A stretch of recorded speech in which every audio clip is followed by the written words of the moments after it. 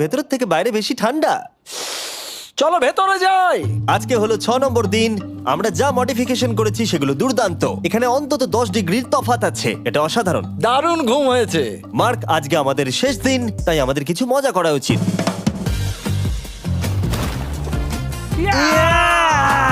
Jimmy, এটা কি kayak? আমি জানি এখন আমাদের কি করা উচিত। ও, এখন কেউ চাইলে পুলে কায়াক চালাতে পারবে। মার্ক আর আমি অনেক মজা করলাম। আমরা বেসবল খেললাম, সকার খেললাম।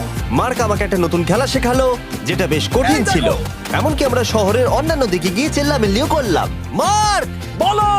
চলো আমরা দুজনে একসাথে ছাদ থেকে জিনিস ফেলি। ঠিক আছে।